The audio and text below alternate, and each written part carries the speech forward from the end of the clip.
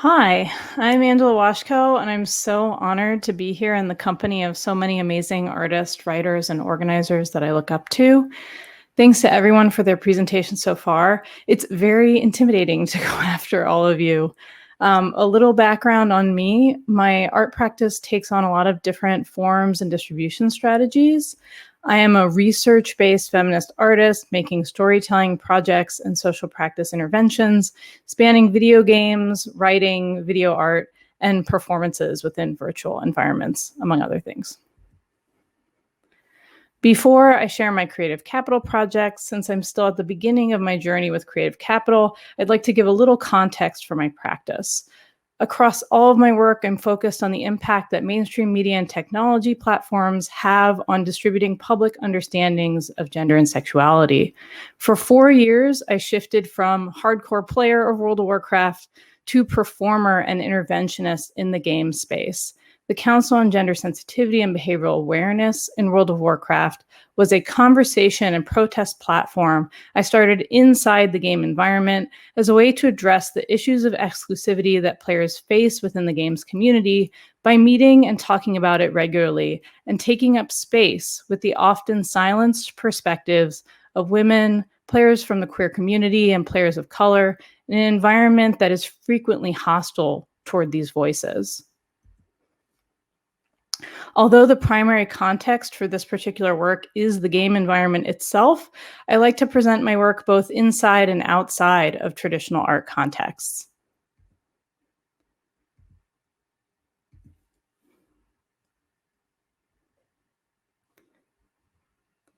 For many years, my work focused on facilitating conversations and creating feminist interventions within video game environments, but my commitment to confronting misogyny online eventually took me into the dark spaces of the online manosphere. In my project Banged, I ended up creating a multidisciplinary project to hold Roosh V, a pickup artist dubbed the internet's most infamous misogynist, accountable for his sexual assault and harassment-oriented seduction guidebooks by soliciting stories from the women who'd had been on the receiving end of his seduction techniques. Those are some of his books.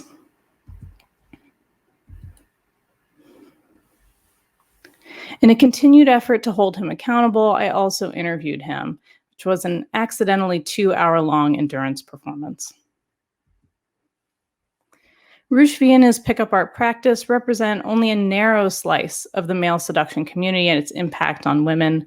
So after the Banged project, I created The Game, a video game which allows players to experience and analyze the seduction techniques of infamous pickup artists, which were taken from the pickup artist's own seduction coaching materials, from their books, from their websites, from footage of conferences they hold, and video coaching programs they produce. It also has a soundtrack by the band Shoo Shoo. The Game was originally exhibited as an installation in institutional environments, but it's now available to play in full online. But hopefully you're seeing a pattern here. Feminist research inquiries into anti-feminist online communities that end up manifesting in interventions, interactive experiences, and installations. My creative capital project has shifted substantially in the past year. In 2020, in the middle of the global pandemic and in the midst of waiting on the voting count during the most recent presidential election, Yvette.Washko Styles was born 3 hours after it was confirmed that Donald Trump would no longer be the president of the United States. Giving birth in the middle of the pandemic was surreal. I never imagined I would give birth with a mask on.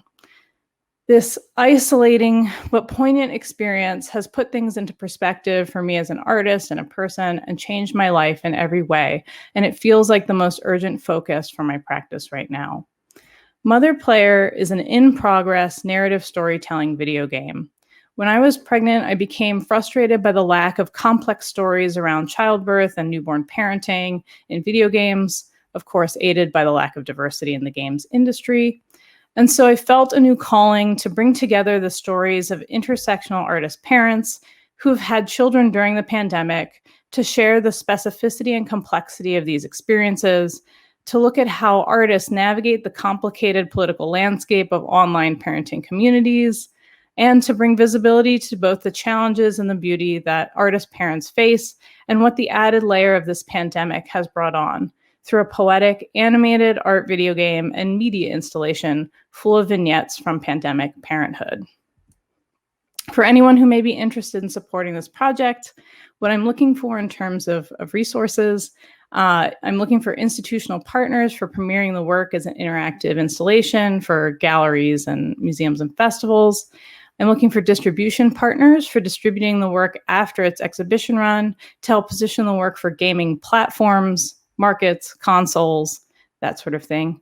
And artist residencies that specifically support artists with families, and or residencies focused on supporting artists making work specifically about parenting.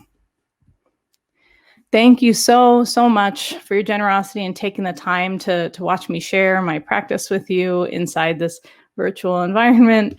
I look forward to sharing Mother Player with you again in the future. Thanks so much again.